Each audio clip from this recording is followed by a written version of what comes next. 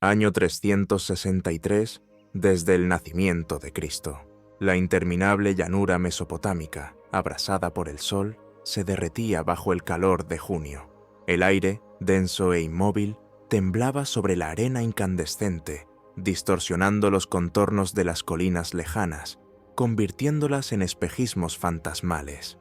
Aquí, en la tierra hostil del Imperio Persa, se desarrollaba una tragedia destinada a resonar con eco a través de los siglos. El ejército romano, que hasta hacía poco marchaba orgullosamente bajo los estandartes del emperador Flavio Claudio Juliano, ahora se retiraba, exhausto, perseguido, desmoralizado.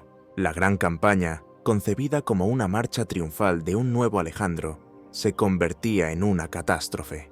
En el corazón mismo de este caos, entre el fragor de las armas, los gritos de los heridos y los estertores de la muerte, yacía él, el emperador. Apenas unas horas antes, su figura, revestida con una armadura resplandeciente, infundía esperanza a los guerreros. Su voz, que resonaba sobre el campo de batalla, los guiaba hacia adelante. Ahora, en cambio, yacía en su tienda, montada apresuradamente en medio del campamento, bañado en sangre, con una herida abierta en el costado causada por una traicionera lanza persa. A su alrededor se agolpaban fieles generales, médicos, filósofos, sus compañeros no solo en las campañas, sino también en las búsquedas espirituales. Sus rostros estaban desfigurados por el dolor y la desesperación, pero en el rostro del propio Juliano, a pesar de la palidez mortal y el tormento, se leía una extraña, casi sobrenatural calma. Sus pensamientos, ya velados por la inminente muerte, no se dirigían al dolor físico, ni al miedo a la nada, sino a algo inconmensurablemente mayor. Pensaba en los dioses, en aquellas antiguas y poderosas entidades a las que había dedicado su vida, cuyos altares había intentado restaurar de las cenizas del olvido. Pensaba en Roma, en su gloria eterna, que había soñado con revivir en todo el esplendor de las virtudes antiguas. Pensaba en su gran obra, inacabada, de devolver el imperio a sus raíces helénicas, a la sabiduría de Platón y la fuerza de Aquiles. ¿Quién era este hombre que desafió el curso inexorable del tiempo, que intentó hacer retroceder el poderoso río de la historia, que arrastraba en sus olas una nueva fe, el cristianismo? Flavio Claudio Juliano, sobrino de Constantino el Grande, último emperador de su dinastía, filósofo en el trono, guerrero, escritor, reformador. Para unos, fue un faro de la sabiduría helénica, el último defensor del mundo moribundo de la cultura antigua. Para otros, el maldito apóstata, un renegado pérfido que se atrevió a levantar la mano contra Cristo y su Iglesia. Su breve pero deslumbrantemente brillante reinado, que duró apenas 2 años incompletos, se convirtió en una de las páginas más dramáticas en la historia del Bajo Imperio Romano. Estuvo lleno de planes grandiosos, reformas audaces, luchas encarnizadas y, en última instancia, una derrota trágica. Pero incluso en su caída, Juliano permaneció fiel a sí mismo, al filósofo que despreciaba la muerte y al guerrero que la recibía con la visera levantada. Esta historia no es simplemente el relato de la vida y muerte de un emperador. Es un viaje a las profundidades de una época compleja y crucial, cuando el viejo mundo se derrumbaba y uno nuevo apenas nacía entre dolores. Es un intento de comprender los motivos, las pasiones y los errores de un hombre que se atrevió a desafiar al destino y cuyo nombre aún hoy suscita tan feroces disputas. Nos sumergiremos en los laberintos de las intrigas palaciegas de Constantinopla. Recorreremos los polvorientos caminos de la Galia con sus legiones. Nos asomaremos al silencio de las escuelas filosóficas de Atenas y nos encontraremos en el infierno mismo de su última y fatal batalla. Intentaremos observar con imparcialidad las acciones de Juliano, separando la verdad histórica de los mitos y leyendas posteriores, para comprender quién fue realmente, el apóstata o el último romano. Su destino es un espejo en el que se reflejó toda la tragedia y la grandeza de la antigüedad que se desvanecía, y el eco de sus pasos aún se escucha en las encrucijadas de la historia. Prepárense para un viaje largo y fascinante al mundo del emperador Juliano, cuya vida y muerte cambiaron para siempre Roma y dejaron una huella imborrable en la memoria de la humanidad. Flavio Claudio Juliano, el futuro emperador, vio la luz en mayo o junio del año 331 o 332 desde el nacimiento de Cristo. La fecha exacta de su nacimiento, como muchos detalles de su temprana vida, está envuelta en la niebla del tiempo y en testimonios contradictorios. Su lugar de nacimiento fue Constantinopla, la Nueva Roma, la brillante capital fundada por su tío, el emperador Constantino el Grande, a orillas del Bósforo. El propio hecho de nacer en esta ciudad, símbolo de una nueva era del imperio, parecía augurarle un gran futuro. Sin embargo, las sombras que se cernían sobre la familia imperial presagiaban más bien tragedia que triunfo. El padre de Juliano fue Julio Constancio, hermanastro de Constantino el Grande, hijo del emperador Constancio I Cloro, y su segunda esposa, Flavia Maximiana Teodora. Así, Juliano pertenecía a la cúspide misma de la dinastía gobernante, y por sus venas corría la sangre de Césares y Augustos. Su madre fue Basilina, una mujer de noble cuna, oriunda de Bitinia, hija del influyente gobernador de Egipto, Julio Juliano. Basilina recibió una excelente educación.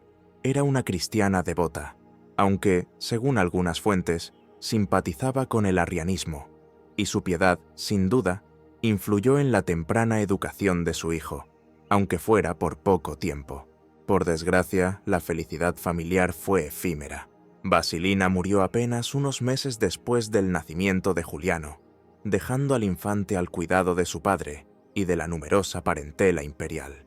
Esta temprana pérdida de la madre, posiblemente, se convirtió en el primer eslabón de la cadena de trágicos acontecimientos que formaron su complejo y contradictorio carácter. Prácticamente no la recordaba, y la imagen de su madre probablemente quedó para él solo como un recuerdo vago e idealizado, tejido con los relatos de quienes lo rodeaban. La temprana infancia de Juliano transcurrió durante un período de relativa estabilidad, mientras vivía su poderoso tío, Constantino el Grande, el emperador que había unificado bajo su poder el vasto imperio romano y legalizado el cristianismo. Parecía una roca inquebrantable. Juliano, probablemente, creció en el lujo del palacio imperial, rodeado de sirvientes, preceptores y numerosos parientes. Sin embargo, tras el brillo externo, se ocultaban profundas contradicciones y luchas por el poder. La dinastía de Constantino era extensa, y cada uno de sus miembros que poseyera aunque fuera una gota de sangre imperial, podía potencialmente aspirar al trono. Esta tensión latente debía estallar con una fuerza terrible. El punto de inflexión en la vida del joven Juliano, así como de todo el imperio, fue mayo del año 337. Constantino el Grande falleció sin dejar claras instrucciones sobre la sucesión al trono. Dividió el imperio entre sus tres hijos, Constantino II, Constancio II y Constante, y dos sobrinos, Dalmacio el Joven y Anibaliano el Joven, asignándoles diferentes títulos y territorios. Un sistema tan complejo de división del poder era intrínsecamente inestable e inevitablemente conducía al conflicto. Y este no se hizo esperar. Poco después de la muerte de Constantino, en el verano de ese mismo año 337, tuvo lugar en Constantinopla una sangrienta masacre, una de las páginas más oscuras en la historia de la dinastía. Los soldados de la guarnición de la capital, supuestamente temiendo una conspiración contra los hijos de Constantino, llevaron a cabo una despiadada matanza de sus parientes varones más cercanos. Los verdaderos instigadores de esta carnicería siguen siendo objeto de debate entre los historiadores. Algunos culpan a Constancio II, el más ambicioso e implacable de los hijos de Constantino, que aspiraba a eliminar a todos los competidores potenciales. Otros señalan la influencia de camarillas cortesanas o un motín soldatsky espontáneo, hábilmente dirigido en la dirección deseada. Sea como fuere, víctimas de esta masacre cayeron prácticamente todos los hombres adultos de la rama lateral de la dinastía de Constantino. Entre los asesinados se encontraba el padre de Juliano, Julio Constancio. Junto con él perecieron su hijo mayor, que era hermanastro de Juliano del primer matrimonio de su padre, el tío de Juliano, Dalmacio el Viejo, que ocupaba el cargo de censor, y sus hijos, el César Dalmacio el Joven y el Rey de Reyes, Anibaliano el Joven, así como otros parientes. Juliano, de 6 años, y su hermanastro mayor por parte de padre, Constancio Galo, que tenía unos 11 o 12 años, escaparon milagrosamente de la muerte.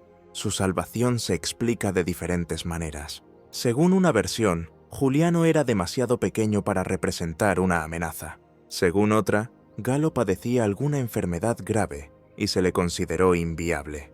Posiblemente, también influyó la intercesión de algún cortesano o obispo influyente que recordaba la piedad de su madre Basilina. Lo más probable es que Constancio II, principal beneficiario de esta matanza, decidiera perdonar la vida a los niños para utilizarlos en el futuro en sus juegos políticos, o simplemente no los considerara peligrosos en aquel momento. Esta tragedia dejó una huella imborrable en el alma de Juliano. De la noche a la mañana perdió a su padre, hermano, tíos, primos, casi toda su familia. Las imágenes de los parientes asesinados, el horror vivido, la atmósfera de miedo y traición, todo ello quedó profundamente grabado en su memoria infantil. Se convirtió en huérfano, rehén en manos de aquellos que, posiblemente, eran culpables de la muerte de sus seres queridos. Este acontecimiento, sin duda, engendró en él una profunda desconfianza hacia quienes lo rodeaban, especialmente hacia el poder imperial y las intrigas cortesanas. También pudo haberse convertido en una de las fuentes de su futura aversión a la crueldad y la arbitrariedad, aunque, como demostrará la historia, él mismo no siempre estuvo libre de estos vicios. Después de la masacre, Juliano y Galo quedaron bajo la tutela del emperador Constancio II, su primo hermano, quien ahora compartía el poder sobre el imperio con sus otros 2 hermanos, Constantino II y Constante, hasta que estos murieron en guerras intestinas, dejando a Constancio II como único gobernante. Inicialmente, a Juliano, al parecer, lo dejaron en Constantinopla, pero pronto lo enviaron a Nicomedia, una gran ciudad en Bitinia, la tierra natal de su madre. Allí fue confiado a la educación de Eusebio, obispo de Nicomedia, una influyente figura eclesiástica que mantenía puntos de vista arrianos. El arrianismo, que negaba la consustancialidad de Dios Padre y Dios Hijo, era en aquel tiempo una corriente muy extendida en el cristianismo, y el propio Constancio II simpatizaba con ella. En casa de Eusebio, Juliano recibió su educación inicial. El obispo, siendo un hombre culto, probablemente se preocupó de que el niño estudiara gramática, retórica y, por supuesto, las Sagradas Escrituras. En este período, Juliano, según sus propias confesiones posteriores, era un cristiano devoto. Asistía a los servicios religiosos, leía la Biblia, participaba en los ritos religiosos. Sin embargo, la atmósfera de constante supervisión, los recuerdos de la tragedia vivida y, quizás, una subyacente sensación de falsedad en la piedad ostentosa de algunos de sus preceptores, pudieron haber sembrado en su alma las primeras semillas de la duda. Eusebio de Nicomedia murió alrededor del año 341, y Juliano, junto con Galo, fue trasladado de Nicomedia a un lugar aún más aislado, la finca imperial de Macellum en Capadocia, una provincia remota de Asia Menor. Se trataba, de hecho, de un lujoso castillo rodeado de vastas tierras, pero para los jóvenes príncipes se convirtió en una especie de prisión honorable.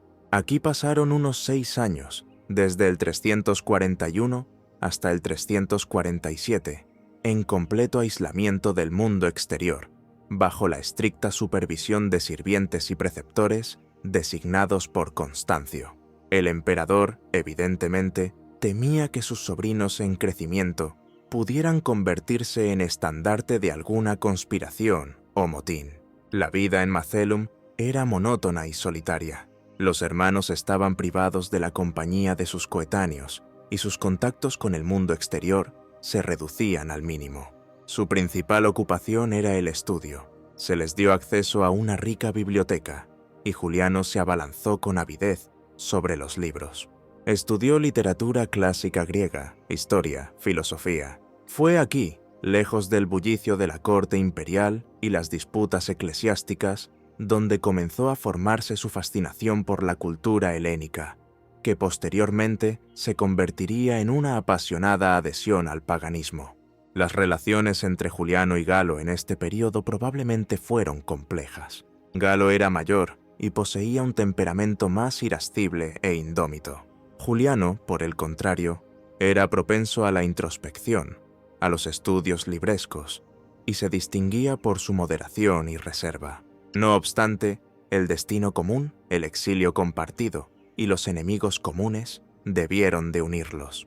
En Macellum continuaron recibiendo educación cristiana. Su preceptor fue un tal obispo arriano, Jorge de Capadocia, un hombre rudo e ignorante, según las posteriores opiniones de Juliano.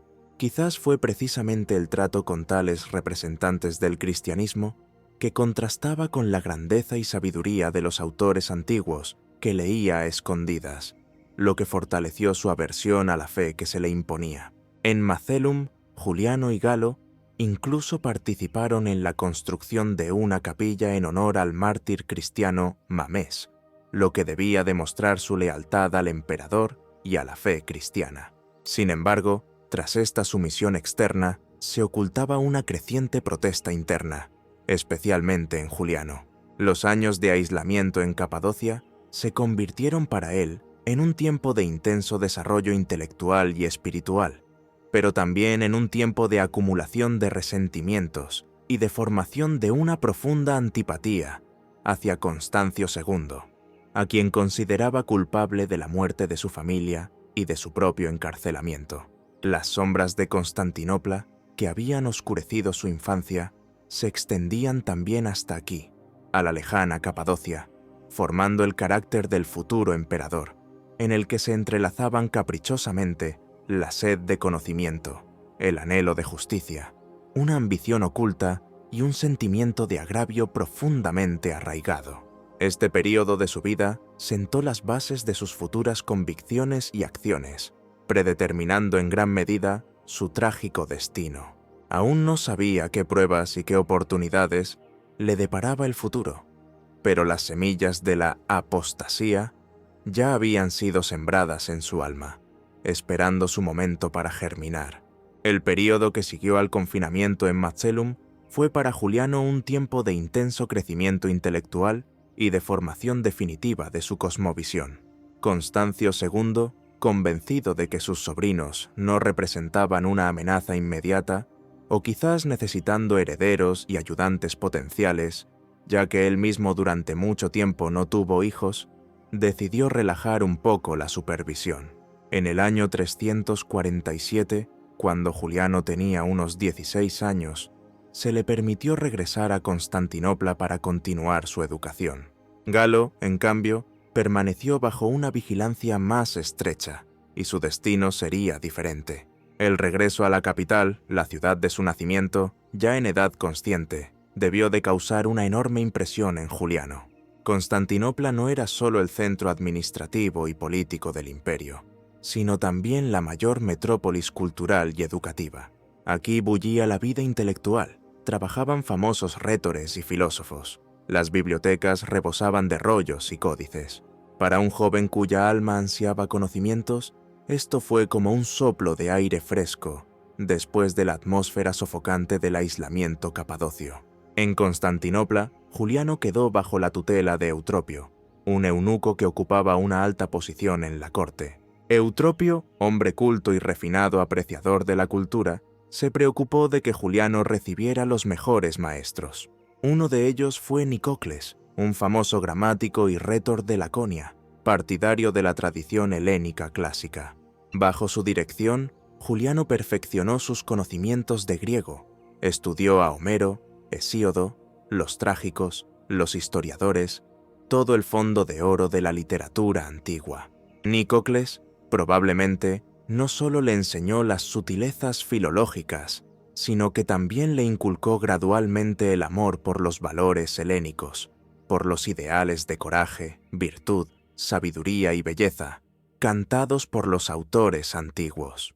Otro importante preceptor de Juliano en este período fue Ecebolio, o Ecebolio, un sofista y rétor que, ironías del destino, en aquel tiempo profesaba el cristianismo, aunque posteriormente, bajo Juliano, volvería al paganismo, y después de su muerte, de nuevo al cristianismo, por lo que recibió el apodo de El Veleta.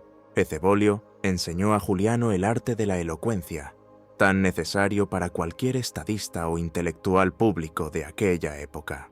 Las lecciones de retórica incluían no solo el estudio de las reglas de construcción de discursos y figuras estilísticas, sino también una profunda inmersión en la historia y la filosofía, ya que un buen orador debía poseer conocimientos enciclopédicos. A pesar de que Juliano formalmente seguía considerándose cristiano y asistía a los servicios religiosos, su corazón se inclinaba cada vez más hacia el helenismo. Leía con fruición a Platón, Aristóteles, Plotino, Porfirio, Jámblico, pilares de la filosofía neoplatónica, que en el siglo IV vivía su apogeo y se convertía en el principal baluarte intelectual del paganismo en la lucha contra el cristianismo en avance.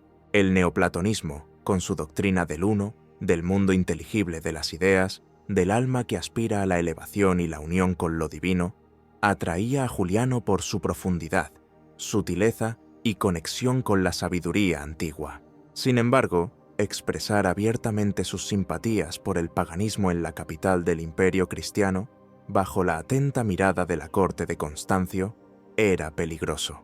Juliano se comportaba con extrema cautela, ocultando sus verdaderas opiniones bajo una máscara de piedad ostentosa.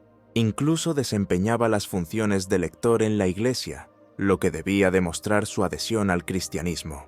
Esta doble vida, la necesidad de ocultar constantemente sus pensamientos y sentimientos, sin duda fue para él una dura prueba, pero también templó su carácter. Le enseñó la paciencia, la astucia y la habilidad de esperar su momento. La estancia de Juliano en Constantinopla resultó ser breve. Sus éxitos en los estudios, su aguda inteligencia y su creciente popularidad entre los intelectuales de la capital comenzaron a despertar las sospechas de Constancio II. El emperador, que siempre temía conspiraciones y pretendientes al trono, decidió alejar a su capaz sobrino de la corte. Aproximadamente en el año 348 o 349, se ordenó a Juliano que se trasladara a Nicomedia, donde ya había vivido bajo la tutela del obispo Eusebio. Formalmente, esto no era un exilio, pero de hecho significaba su alejamiento del centro de la vida política. En Nicomedia, Juliano continuó su educación, pero ya con mayor libertad. Aquí cayó bajo la influencia de personas que desempeñaron un papel clave en su conversión definitiva a la filosofía y la religión helénicas. Una de estas personas fue el famoso rétor Libanio, el representante más autorizado de la élite intelectual pagana de la época. Libanio enseñaba en Nicomedia, pero a Juliano, debido a los temores de Constancio, se le prohibió asistir a sus clases. Sin embargo, Juliano encontró la manera de eludir esta prohibición. Conseguía las notas de las clases de Libanio y las estudiaba en secreto. La elocuencia de Libanio, su profunda erudición, su apasionada defensa de los ideales helénicos, causaron una impresión imborrable en Juliano. Aunque no se conocieron personalmente en este período, Libanio se convirtió para Juliano en un maestro y un ídolo a distancia, y su correspondencia y amistad en los años siguientes desempeñarían un papel importante en la vida de ambos.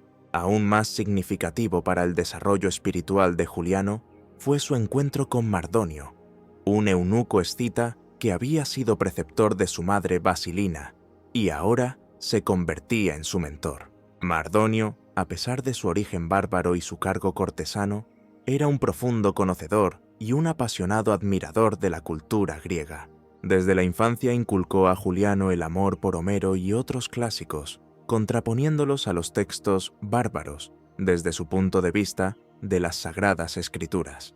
Mardonio enseñó a Juliano a ver en los antiguos mitos no simples cuentos, sino profundas alegorías que ocultaban la verdad filosófica. Le inculcó un estilo de vida ascético, el desprecio por el lujo y los placeres sensuales, lo que correspondía a los ideales de la filosofía estoica y platónica. La influencia de Mardonio en la formación del carácter y la cosmovisión de Juliano fue enorme. Se convirtió para él no solo en un maestro, sino en un padre espiritual, un guía en el mundo de la sabiduría helénica. Bajo su influencia, Juliano se reafirmó definitivamente en la idea de que la verdad y la belleza no residían en la nueva fe, sino en el antiguo legado de Grecia. En Nicomedia, Juliano también conoció a varios filósofos neoplatónicos que lo fortalecieron aún más en sus nuevas convicciones. Estudió las obras de Jámblico, quien desarrolló la doctrina de Plotino, añadiéndole elementos de teurgia, una práctica mágica destinada a la comunicación con los dioses y al logro de la unión divina. La teurgia, con sus misteriosos rituales, conjuros y la promesa de un contacto directo con las fuerzas superiores, atraía especialmente a Juliano, que buscaba no solo satisfacción intelectual, sino también espiritual. En el año 351, Constancio II, necesitando un ayudante en Oriente, nombró César al hermanastro de Juliano, Galo, y lo envió a Antioquía. Este acontecimiento alivió un poco la situación de Juliano, ya que la atención del emperador se desvió parcialmente hacia Galo. A Juliano se le permitió continuar sus viajes en busca de conocimiento. Visitó Pérgamo, donde estudió con Edesio, discípulo de Jámblico. Edesio, viendo la apasionada dedicación de Juliano a la filosofía, lo dirigió a sus mejores discípulos, Eusebio de Mindo y Máximo de Éfeso. Eusebio advirtió a Juliano contra la fascinación por la teurgia, subrayando la importancia de la razón pura en la consecución de la verdad. Máximo, por el contrario, era un ferviente adepto de la teurgia y las prácticas místicas. Fue precisamente Máximo de Éfeso, un carismático filósofo mago, quien ejerció una influencia decisiva en Juliano. Lo inició en los misterios helénicos secretos, probablemente en los cultos mitraicos o eleusinos, y lo convenció definitivamente de la veracidad de los dioses paganos. Bajo la influencia de Máximo, Juliano renunció secretamente al cristianismo y se convirtió en un ferviente seguidor de la religión helénica. Esto ocurrió aproximadamente entre los años 351 y 352, cuando Juliano tenía unos 20 años. A partir de este momento, su vida adquirió un nuevo propósito: el renacimiento del paganismo y la restauración de la gloria de la civilización helénica. En el año 354, se permitió a Juliano viajar a Atenas, cuna de la filosofía y la democracia, ciudad sagrada para todo heleno. Era la realización de un antiguo sueño. En Atenas pasó varios meses, asistiendo a las clases de famosos filósofos y rέτores, entre ellos Proeresio e Hilario. Se sumergió en una atmósfera de libertad intelectual, se relacionó con personas de ideas afines, participó en debates filosóficos. Aquí, posiblemente, fue iniciado en los misterios eleusinos, uno de los cultos más venerados y misteriosos de la antigua Grecia. La estancia en Atenas se convirtió en la cima de su trayectoria educativa y lo afirmó definitivamente en sus convicciones helénicas. Se sentía heredero de una gran tradición, llamado a protegerla del olvido y la destrucción. Sin embargo, el idilio de la vida ateniense fue interrumpido por trágicos acontecimientos. En ese mismo año 354, su hermanastro Galo, que gobernaba en Oriente con excesiva crueldad y había provocado el descontento de Constancio, fue llamado a la corte, arrestado y ejecutado por orden del emperador. Esta noticia sumió a Juliano en el terror y la desesperación. Volvió a encontrarse en peligro mortal, ya que las sospechas de Constancio podían fácilmente recaer también sobre él. La sombra de la muerte volvió a cernirse sobre él, y los senderos secretos del conocimiento por los que tan apasionadamente había transitado lo llevaron de repente al borde del abismo. Sus estudios filosóficos y su fascinación por el helenismo ahora podían interpretarse como deslealtad e incluso conspiración. El futuro de Juliano se volvió más incierto y amenazador que nunca. Fue llamado a la corte de Constancio en Mediolanum, ciudad que hoy se conoce como Milán, y nadie sabía qué le esperaba allí: el perdón o la ejecución. El camino de erudito filósofo a figura en la arena política no solo fue inesperado, sino también extremadamente arriesgado. La llamada a la corte del emperador Constancio II, en Mediolanum, tras la ejecución de Galo en el año 354, se convirtió para Juliano en un momento de máximo peligro.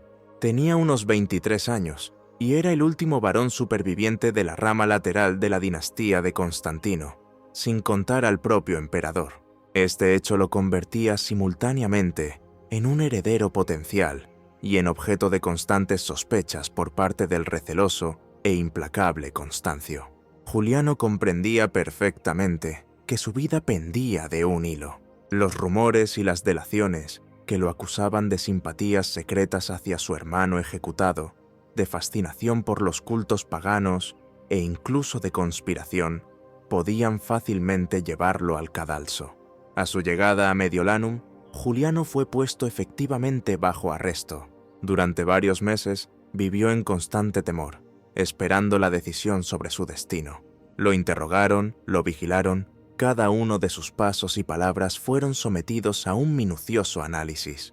En este momento crítico, su destino lo decidió la emperatriz Eusebia, la segunda esposa de Constancio II. Eusebia, mujer culta, inteligente y, al parecer, con cierta influencia sobre su marido, sintió compasión por el joven príncipe. Veía en él no a un conspirador, sino más bien a un erudito libresco, alejado de las intrigas políticas. Quizás también comprendía que la eliminación de Juliano dejaría a la dinastía sin herederos potenciales, ya que Constancio no tenía hijos en aquel momento. Gracias a la intercesión de Eusebia, Juliano no solo fue perdonado, sino que también recibió una oferta inesperada. El 6 de noviembre del año 355, en Mediolanum, tuvo lugar una solemne ceremonia en la que Constancio II proclamó a Juliano César cogobernante menor y lo nombró comandante de las tropas en la Galia. Esta decisión no estuvo dictada tanto por la confianza en Juliano como por una necesidad desesperada. Las provincias occidentales del imperio, especialmente la Galia, sufrían constantes y devastadoras incursiones de las tribus germánicas, francos y alamanes. Las tropas romanas sufrían pérdidas, las ciudades eran destruidas, la población sufría. Constancio, ocupado con problemas en Oriente, necesitaba un representante enérgico y autorizado del poder imperial en Occidente. Juliano, como miembro de la dinastía, podría cohesionar a las tropas y a la población local. Para el propio Juliano, este nombramiento fue un shock. Él, filósofo y hombre de letras, sin experiencia militar alguna, debía dirigir un ejército y luchar contra bárbaros experimentados y crueles. Se sentía como un peón en un juego ajeno, arrojado al sector más peligroso del frente. Sin embargo, no tenía elección. Negarse significaría una muerte inevitable. Para fortalecer el vínculo de Juliano con la casa imperial y aumentar el control sobre él, Constancio lo casó con su hermana Helena, hija de Constantino el Grande. Helena era considerablemente mayor que Juliano, y según algunas fuentes, no destacaba ni por su belleza ni por su salud. Este matrimonio fue puramente político, y aunque Juliano trató a Helena con respeto, no le reportó felicidad personal. Sus hijos nacieron muertos o murieron en la infancia, lo que acentuó aún más el dramatismo de su vida personal. Al partir hacia la Galia, Juliano estaba lleno de sombríos presentimientos. Constancio le proporcionó generales y administradores experimentados, como el prefecto del pretorio Florencio y el Magister Equitum Marcelo, quienes no solo debían ayudarlo, sino también controlar efectivamente sus acciones. Los poderes de Juliano como César estaban muy limitados. No podía nombrar funcionarios de forma independiente, disponer del tesoro ni llevar a cabo negociaciones diplomáticas. De hecho, era solo un jefe nominal, responsable de las operaciones militares, mientras que el poder real permanecía en manos de los hombres de Constancio. La situación en la Galia, a donde Juliano llegó a finales del año 355, era catastrófica. La frontera del Rin había sido rota. Numerosas ciudades, incluyendo Colonia Agripina, conocida hoy como Colonia Mogontiacum o Maguncia Argentoratum, la actual Estrasburgo, habían sido capturadas y destruidas por los bárbaros. Las tropas romanas estaban desmoralizadas, la disciplina decaía. La población local vivía en constante temor. A Juliano le esperaba la tarea sumamente compleja de restaurar la capacidad de combate del ejército, expulsar a los bárbaros, fortalecer las fronteras y organizar la administración de las provincias devastadas. Para sorpresa de muchos, y en primer lugar del propio Constancio, Juliano se reveló como un líder talentoso y enérgico. Aprendió rápidamente el arte militar, mostrando valor personal, pensamiento estratégico y habilidad para encontrar un lenguaje común con los soldados. A diferencia de muchos generales de su tiempo, Juliano compartía con los guerreros todas las penalidades de la vida de campaña. Comía alimentos sencillos, dormía en un lecho duro y participaba personalmente en las escaramuzas. Esto le granjeó el respeto y el cariño de los legionarios, que veían en él no a un aristócrata afeminado, sino a un verdadero compañero de armas.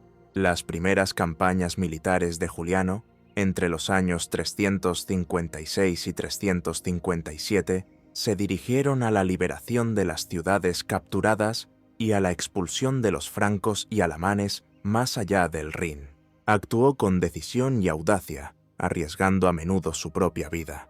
Logró arrebatar Colonia Agripina a los francos, restaurar las fortificaciones en el Rin e infligir varias derrotas a los destacamentos bárbaros. Sin embargo, la batalla decisiva tuvo lugar en agosto del año 357, cerca de la ciudad de Argentoratum, la actual Estrasburgo. El ejército romano, bajo el mando de Juliano, que contaba con unos 13.000 guerreros, se enfrentó a las fuerzas combinadas de las tribus alamanas bajo el liderazgo de su rey Cnodomario. Los alamanes eran considerablemente más numerosos, entre 30.000 y 35.000 hombres, según diferentes estimaciones. La situación parecía desesperada.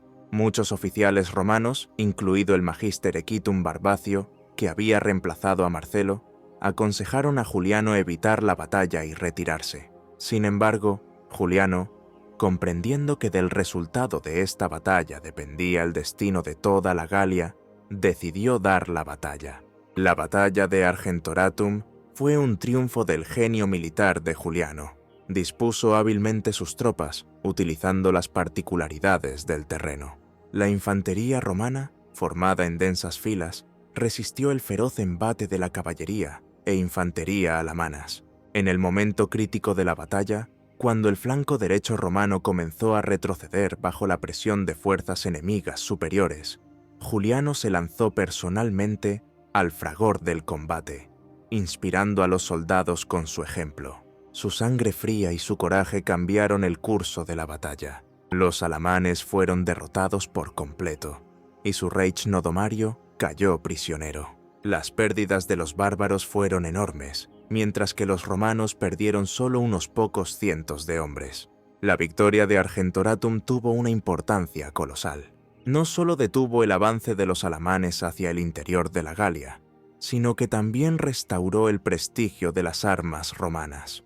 Juliano se convirtió en un héroe a los ojos del ejército y la población. Su fama eclipsó incluso la del propio Constancio. Después de Argentoratum, Juliano emprendió varias campañas exitosas más allá del Rin, en territorio de los propios bárbaros, castigándolos por sus incursiones y obligándolos a firmar la paz en condiciones ventajosas para Roma. Restauró numerosas fortalezas destruidas a lo largo del Rin, asegurando así la seguridad de la frontera durante varios años. Además de los éxitos militares, Juliano también se destacó como un sabio administrador. Luchó activamente contra la corrupción entre los funcionarios que se enriquecían a costa del sufrimiento de la población. Redujo los impuestos para las provincias devastadas, lo que contribuyó a la recuperación de la economía. Examinaba personalmente las quejas de los ciudadanos, buscando la justicia y la legalidad. Su actividad administrativa estaba dirigida a aliviar la carga del pueblo llano y a fortalecer la lealtad al poder imperial. Intentó revivir el autogobierno municipal, atrayendo a la administración de las ciudades a los curiales locales, es decir, miembros de los consejos urbanos. Su residencia en la Galia fue a menudo Lutetia Parisiorum, ciudad que hoy se conoce como París, a la que amó mucho e hizo mucho por su embellecimiento. Sin embargo, los éxitos de Juliano en la Galia provocaban cada vez más envidia y recelo en Constancio II y sus cortesanos. Temían que la popularidad del César pudiera convertirse en una amenaza para el poder del Augusto.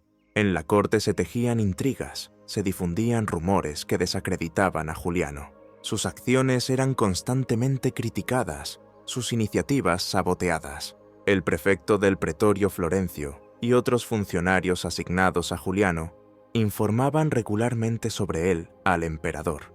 Constancio intentaba atribuirse todas las victorias de Juliano, menoscabando sus méritos. Las relaciones entre el Augusto y el César se volvían cada vez más tensas. Juliano, por su parte, se sentía cada vez más seguro. Veía los frutos de su trabajo, sentía el apoyo del ejército y del pueblo de la Galia. Comprendía que Constancio era injusto con él y que su posición seguía siendo precaria. Continuó sus estudios filosóficos, se carteaba con Libanio y Máximo de Éfeso, fortaleciéndose en sus convicciones paganas. Se sentía cada vez más no solo un general, sino un hombre llamado por el destino a algo más grande. La púrpura de César, que había recibido de manos de Constancio, se le quedaba pequeña. La espada con la que tan exitosamente había defendido la Galia podía volverse en cualquier momento contra aquellos que intentaban limitar su poder y menospreciar sus logros. El conflicto entre Juliano y Constancio se estaba gestando, y la cuestión era solo cuándo y cómo estallaría.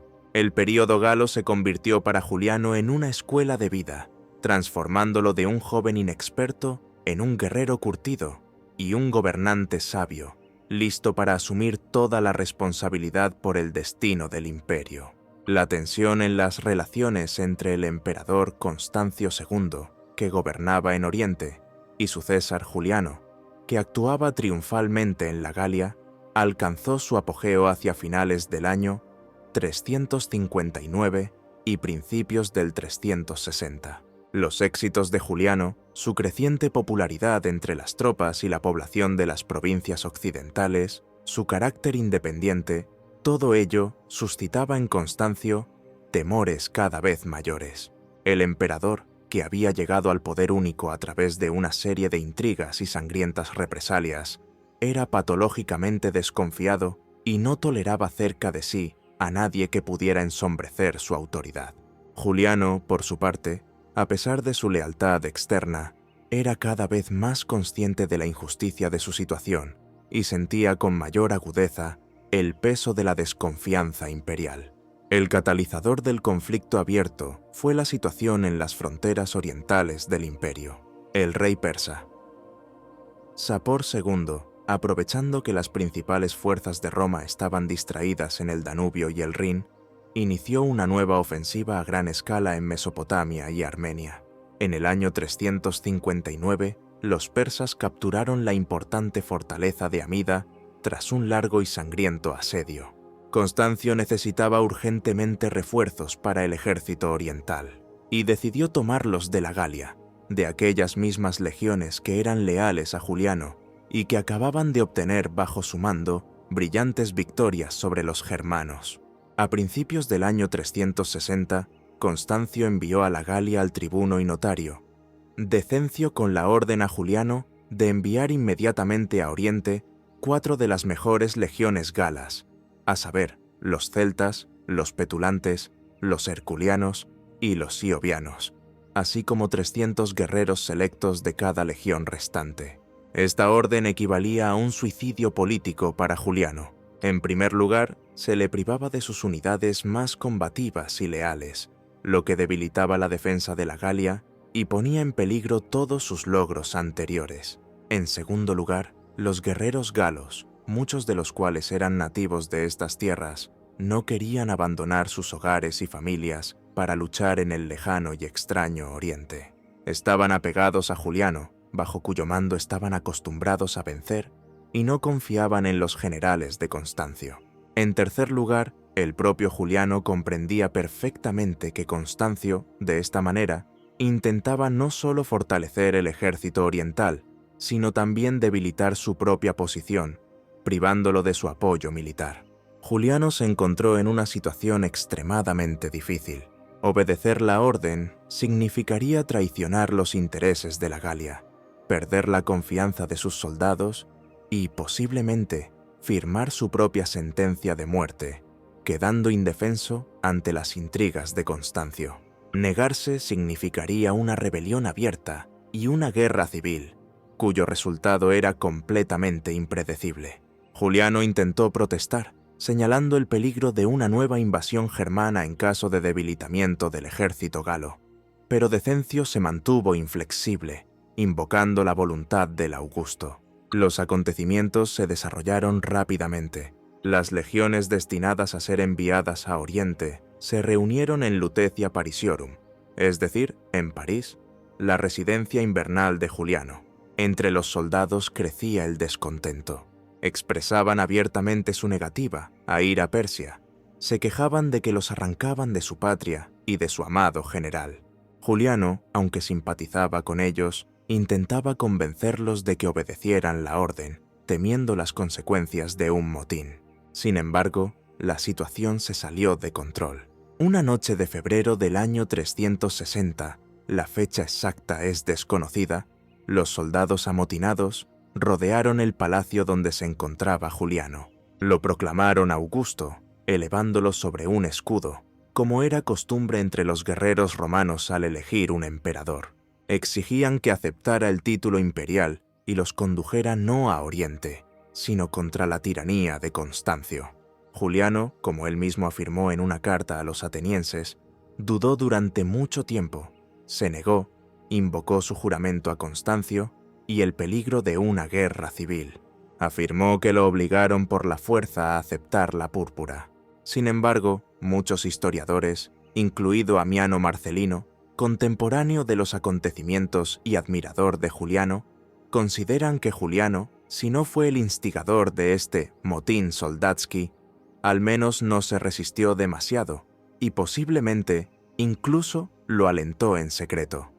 Las ambiciones, ocultas durante mucho tiempo bajo la máscara de filósofo y César leal, finalmente salieron a la luz. Sea como fuere, Juliano aceptó el título imperial y la diadema, que según la leyenda, se fabricó apresuradamente con un collar de soldado o un adorno de caballo.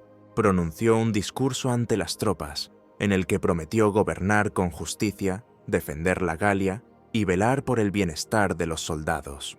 La proclamación de Juliano como Augusto fue un desafío directo a Constancio II y significó el inicio de una nueva guerra civil, una calamidad que ya había atormentado al Imperio Romano en repetidas ocasiones.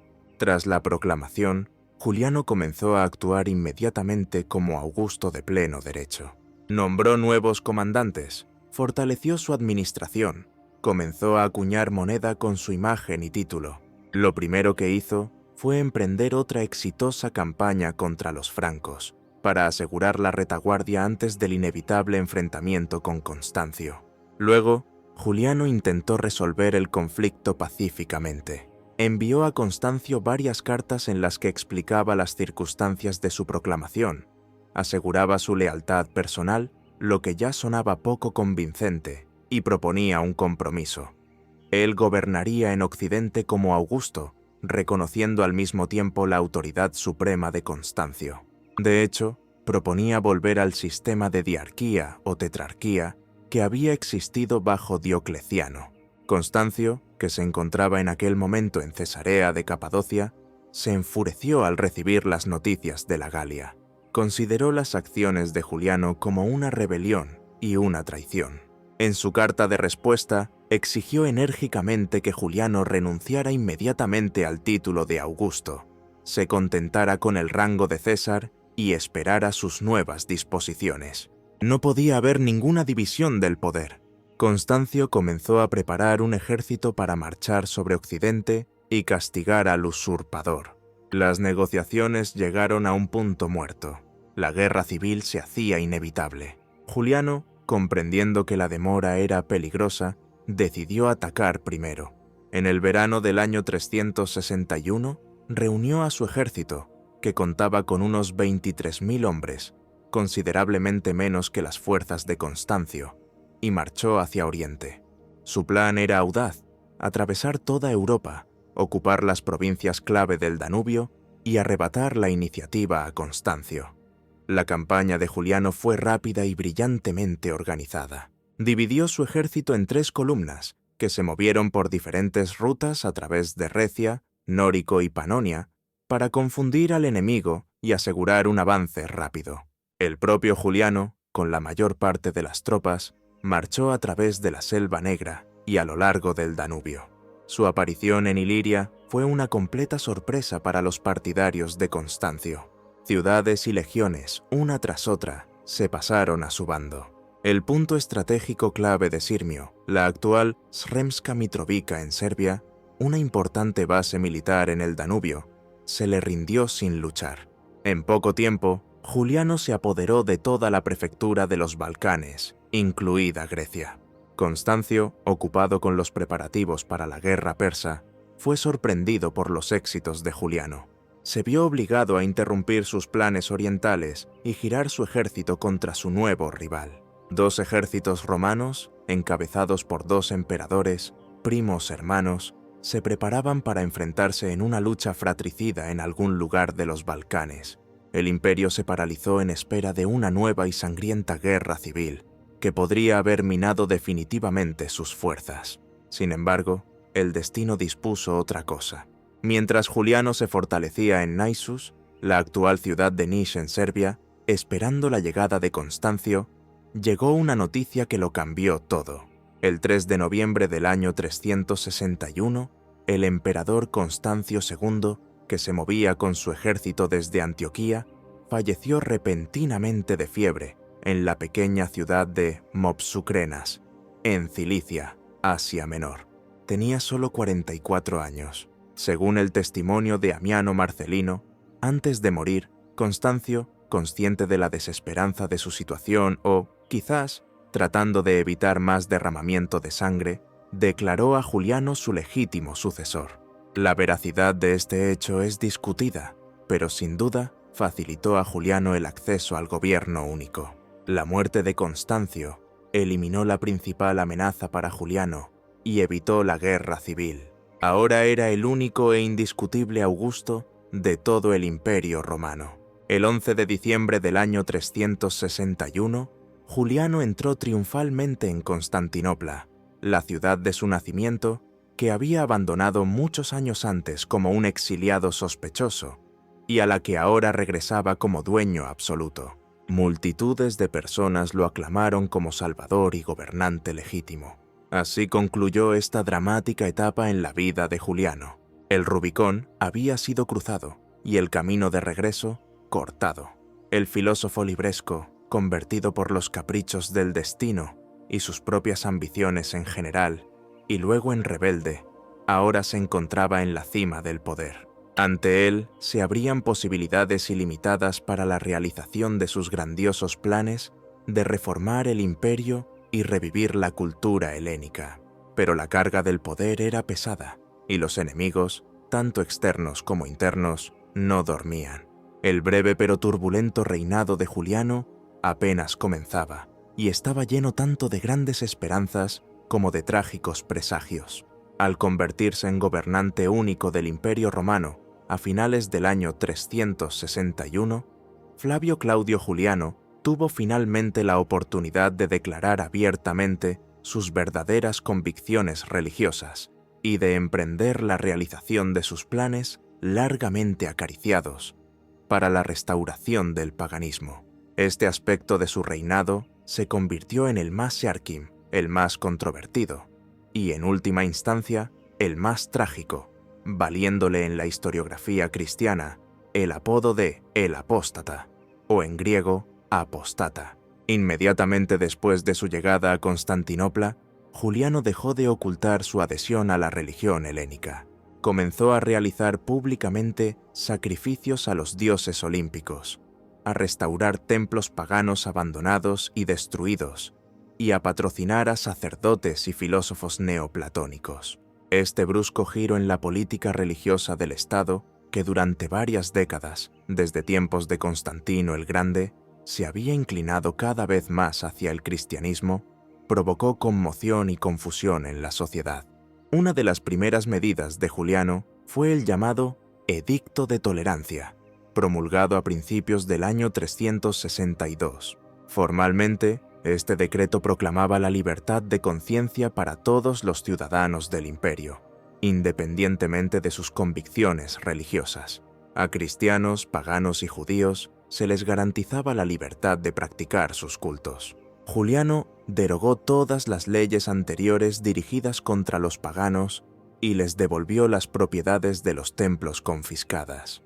Además, permitió el regreso del exilio a todos los obispos y clérigos expulsados durante el reinado de Constancio II debido a disputas teológicas, lo que afectaba principalmente a nicenos y arrianos, así como a otras corrientes cristianas consideradas herejías.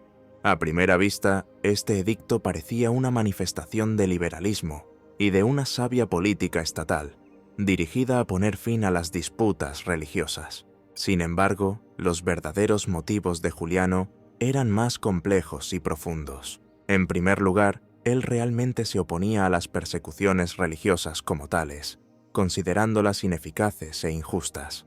Creía que la verdadera fe debía afirmarse por la fuerza de la convicción y no por la fuerza de la espada.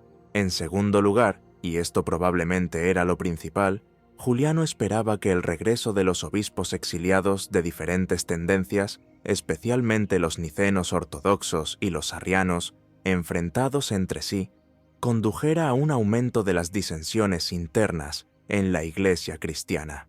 Esperaba que los cristianos, sumidos en sus propias disputas y querellas, debilitaran sus posiciones y se desacreditaran ante la sociedad, lo que facilitaría el renacimiento del paganismo. Como escribió Amiano Marcelino, Juliano creía que la libertad de disensión aumentaría las discordias populares y entonces no temería la unanimidad del pueblo llano. En esto, en parte, tuvo razón. Las disputas entre las diferentes facciones cristianas realmente estallaron con nueva fuerza. Sin embargo, el objetivo principal de Juliano no era simplemente la tolerancia religiosa, sino una restauración a gran escala del paganismo, y no en sus formas arcaicas, sino en una forma renovada y filosóficamente fundamentada, capaz de competir con el cristianismo. Soñaba con crear una especie de iglesia pagana, una estructura única y organizada, basada en los principios de la filosofía neoplatónica y la teurgia, con su propia jerarquía de sacerdotes, código moral, actividad caritativa y sistema educativo. Juliano encabezó personalmente este movimiento. Asumió las funciones de pontífice máximo, el título tradicional de los emperadores romanos, que significaba la supremacía sobre la religión estatal, también conocido como Pontifex Maximus. Participó con entusiasmo en ceremonias paganas, ofreció abundantes sacrificios, por lo que recibió de los cristianos el apodo burlón de el degollador de toros. Escribió himnos a los dioses, especialmente a Helios Sol, a quien veneraba como la deidad suprema en su sistema neoplatónico, y compuso tratados filosóficos en defensa del paganismo. Su ejemplo personal debía inspirar a otros. Se dedicó activamente a la restauración y construcción de templos paganos por todo el imperio, destinando a ello considerables fondos del tesoro. Intentó reformar el sacerdocio pagano, exigiendo a los sacerdotes no solo pureza ritual, sino también altas cualidades morales, erudición y piedad. Los sacerdotes, según su plan, debían convertirse en guías espirituales del pueblo, predicadores de la sabiduría helénica, organizadores de la caridad, a ejemplo de las comunidades cristianas, cuya actividad social provocaba en Juliano admiración y envidia a la vez. Nombró sumos sacerdotes provinciales, o archiereos, responsables del estado de los cultos paganos en sus regiones, y les envió instrucciones detalladas sobre cómo organizar la vida religiosa. La base filosófico-teológica de la política religiosa de Juliano era el neoplatonismo, tal como lo habían desarrollado Jámblico y sus seguidores, especialmente Máximo de Éfeso, quien se convirtió en uno de los consejeros más cercanos del emperador. Juliano creía en una deidad única y trascendente, de la cual emanaban, es decir, fluían, otros dioses, los dioses olímpicos tradicionales, deidades locales, fuerzas cósmicas. Estos dioses eran considerados intermediarios entre el uno y el mundo material, objetos de adoración y fuentes de gracia. Un lugar especial en el panteón de Juliano lo ocupaba Helios Mitra, el dios Sol, a quien identificaba con el principio inteligible supremo. La teurgia, la práctica de la comunicación ritual con los dioses, desempeñaba un papel importante en sus concepciones religiosas. Juliano no se limitó solo a medidas positivas para el renacimiento del paganismo. También emprendió una serie de pasos destinados a debilitar las posiciones del cristianismo, aunque evitó la violencia física directa y las persecuciones masivas, características de algunos de sus predecesores, como, por ejemplo, Diocleciano. Sus métodos eran más sutiles y sofisticados, pero no por ello menos peligrosos para la Iglesia cristiana. Uno de sus decretos más famosos y controvertidos fue el llamado Edicto sobre las Escuelas, promulgado en junio del año 362. Este decreto prohibía a los cristianos enseñar literatura clásica griega y romana, retórica y filosofía. Juliano lo motivó diciendo que los cristianos, al rechazar a los dioses paganos ensalzados en estas obras, no podían enseñarlas sincera y correctamente. Si consideran sabios a aquellos a quienes explican, escribió Juliano, que primero imiten su piedad hacia los dioses, pero si piensan que aquellos se equivocaron en lo más importante, entonces que vayan a las iglesias de los Galileos a explicar a Mateo y Lucas. Galileos era el término despectivo con el que Juliano se refería a los cristianos, subrayando su origen, en su opinión, provincial. Este edicto asestó un duro golpe a la intelectualidad cristiana, muchos de cuyos representantes eran rhétores y gramáticos que se ganaban la vida enseñando los clásicos. También estaba dirigido a privar a la juventud cristiana del acceso a la cultura helénica, que era la base de la educación y la vida intelectual de la época. Juliano esperaba que esto condujera a una disminución del nivel cultural de los cristianos y los hiciera menos atractivos para las capas educadas de la sociedad. Este decreto provocó una fuerte crítica por parte de los apologistas cristianos, como Gregorio Nacianceno y Apolinar de la Odisea, quienes vieron en él un intento de ahogar al cristianismo con hambre cultural. Algunos famosos profesores cristianos, por ejemplo, Proeresio en Atenas, que había sido maestro del propio Juliano, se vieron obligados a abandonar sus cátedras. Juliano también privó al clero cristiano de una serie de privilegios de los que gozaba desde tiempos de Constantino el Grande, como la exención de impuestos y cargas y el derecho a la jurisdicción eclesiástica. Buscaba situar a la Iglesia cristiana en igualdad de condiciones, y de hecho en condiciones menos ventajosas, en comparación con el paganismo renaciente. El emperador tampoco despreciaba la polémica directa con el cristianismo. Escribió una extensa obra, Contra los Galileos, también conocida por su título latino Adversus Galilaeos, en la que sometió a una dura crítica la doctrina cristiana, acusándola de ilógica, bárbara, alejada de la verdadera sabiduría helénica, e incluso de ateísmo, ya que los cristianos rechazaban a los dioses tradicionales. Este tratado, conservado solo en fragmentos, principalmente en las refutaciones de Cirilo de Alejandría, demuestra la profunda erudición de Juliano tanto en teología cristiana como en filosofía griega. así como su sincero y apasionado odio hacia la plaga Galilea. Un lugar especial en la política religiosa de Juliano lo ocupó su plan para la reconstrucción del Templo de Jerusalén, destruido por los romanos en el año 70 de nuestra era. Este proyecto, iniciado en el año 363, tenía varios objetivos. En primer lugar, debía demostrar la benevolencia de Juliano hacia los judíos, a quienes consideraba aliados en la lucha contra el cristianismo, ya que ambos rechazaban la divinidad de Cristo, aunque por diferentes razones. En segundo lugar, la reconstrucción del templo, predicha en el Antiguo Testamento, pero, según los cristianos, imposible después de la venida del Mesías, debía asestar un golpe a la teología cristiana, que afirmaba que el Templo de Jerusalén había perdido para siempre su importancia. Juliano destinó fondos considerables a este proyecto y encargó su ejecución a su hombre de confianza, Alipio de Antioquía. Sin embargo, la empresa fracasó. Según el testimonio de Amiano Marcelino y autores cristianos, las obras fueron interrumpidas por misteriosos incendios y terremotos, cuando, según se describía, terribles bolas de fuego brotaban de la tierra, lo que se interpretó como una intervención divina.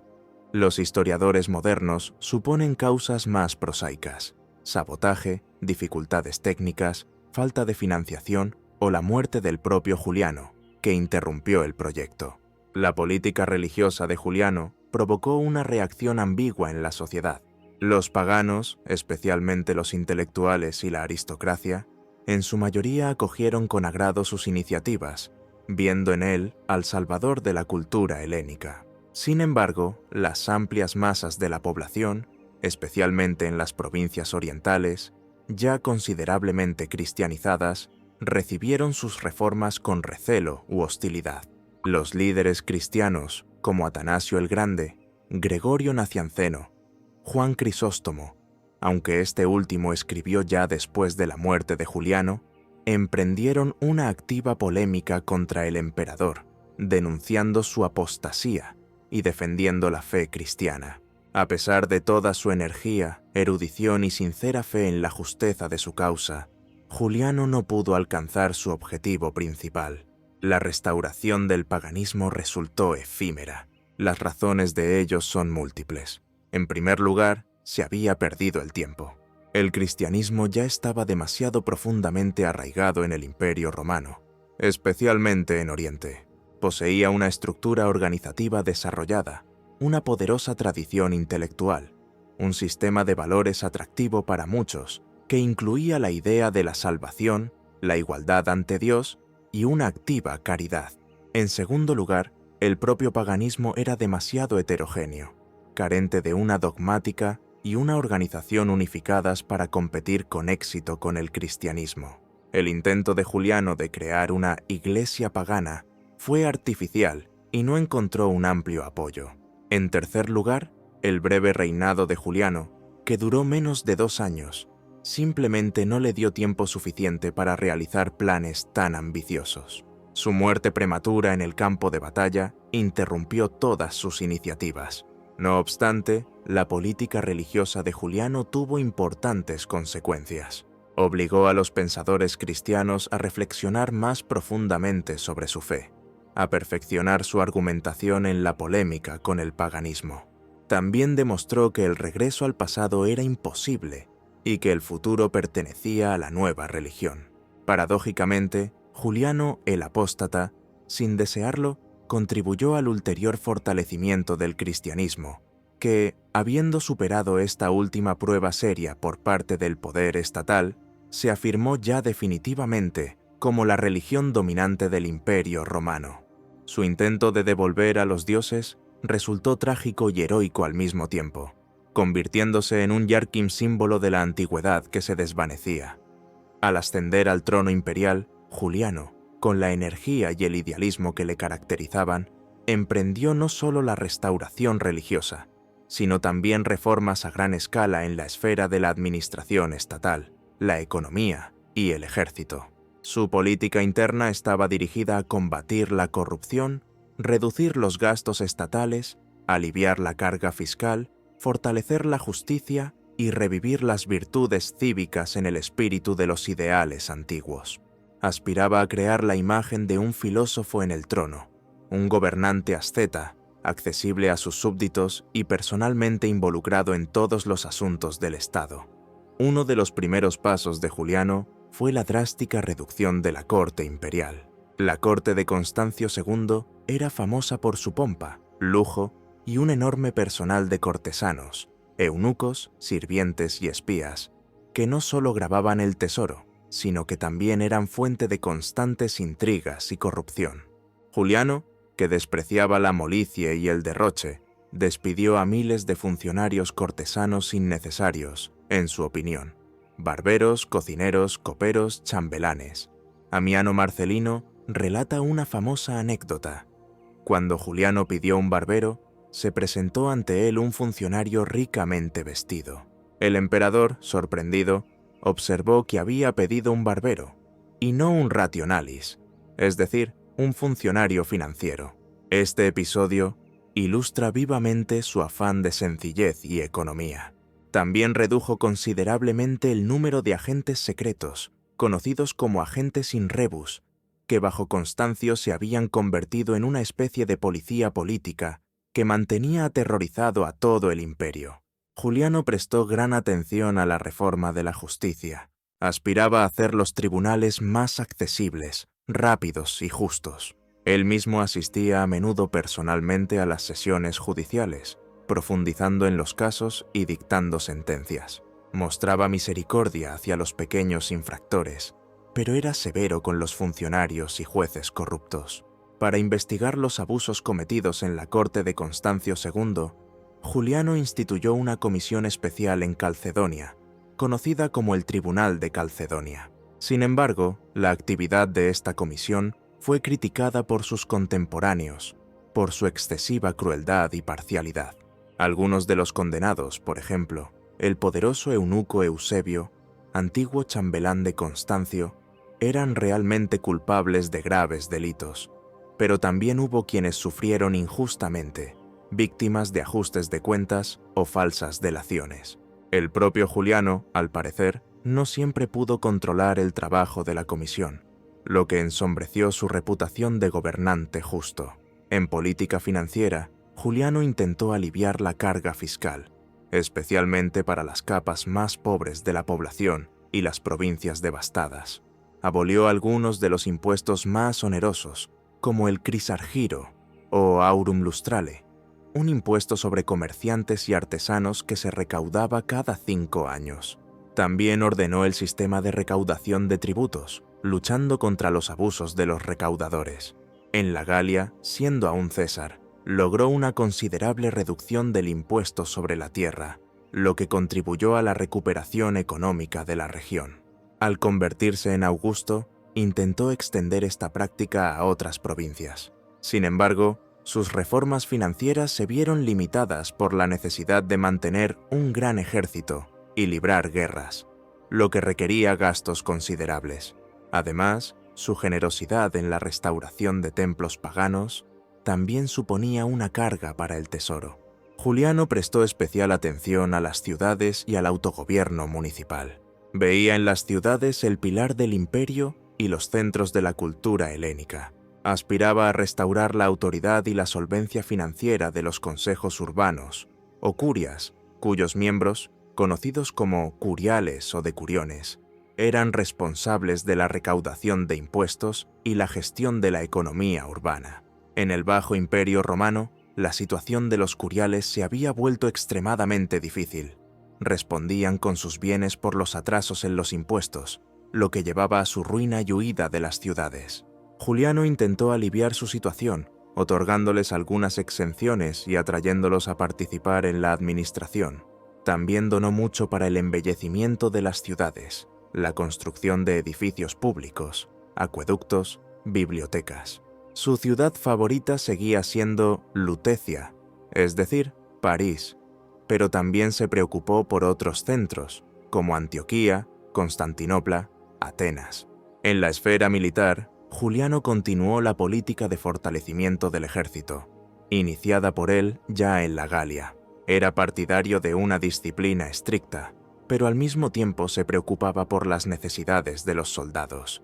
Inspeccionaba personalmente las tropas, compartía con ellos las penalidades de la vida de campaña. Aspiraba a aumentar la capacidad de combate de las legiones, mejorar su armamento y suministro. Sus éxitos militares en la Galia le granjearon una enorme popularidad en el ejército, que seguía siendo su principal apoyo. Juliano intentó encarnar el ideal del gobernante filósofo descrito por Platón. Llevaba un estilo de vida modesto, casi ascético. Trabajaba mucho, dedicando las noches al estudio de la filosofía y a la redacción de sus propias obras. Era accesible a los solicitantes. Se esforzaba por profundizar personalmente en todos los asuntos. Su energía y capacidad de trabajo asombraban a sus contemporáneos. Sin embargo, su idealismo y su intolerancia hacia los defectos de otras personas a menudo provocaban conflictos. Era irascible, directo, no siempre diplomático. Su apasionada adhesión al helenismo y su aversión al cristianismo provocaban el rechazo de una parte considerable de la población. Un ejemplo de tal conflicto fue su estancia en Antioquía del Orontes, una de las ciudades más grandes y ricas de Oriente, en el invierno de 362 a 363, durante los preparativos para la campaña persa. La población de Antioquía, en su mayoría cristiana y helenizada solo superficialmente, no compartía las aficiones religiosas y filosóficas del emperador. Los antioquenos, conocidos por su libre pensamiento y amor por los entretenimientos, se burlaban del ascetismo de Juliano, de su barba, que llevaba imitando a los filósofos griegos, mientras que los emperadores romanos solían afeitarse, y de sus frecuentes sacrificios. Les irritaban las dificultades económicas causadas por la estancia en la ciudad de un enorme ejército y el aumento de los precios de los alimentos, de lo que culpaban al emperador. Juliano, a su vez, se indignaba por la ligereza, la ingratitud y la impiedad de los antioquenos.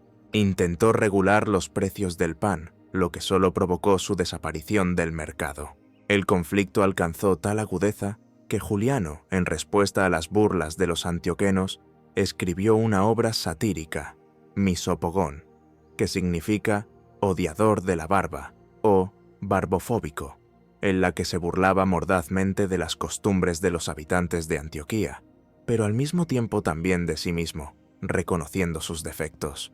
Este episodio demostró cuán lejos estaban los ideales de Juliano de la realidad y cuán difícil le resultaba encontrar un lenguaje común con sus súbditos que no compartían sus puntos de vista filosóficos y religiosos. A pesar de todas las dificultades y contradicciones, la política interna de Juliano estuvo imbuida de un sincero deseo por el bien del imperio. Intentó detener los procesos de decadencia que afectaban a la sociedad tardorromana, revivir la virtud cívica, la justicia y las tradiciones culturales. Sin embargo, sus reformas fueron demasiado breves y, en muchos aspectos, demasiado radicales para arraigar.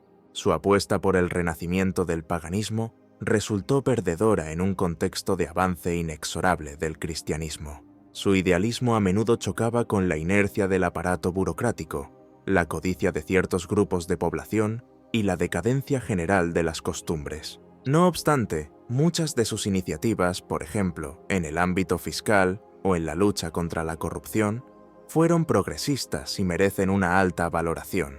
Juliano quedó en la historia como uno de los últimos reformadores del mundo antiguo que intentaron salvarlo del colapso inminente, aunque con métodos no siempre acordes con el espíritu de la época.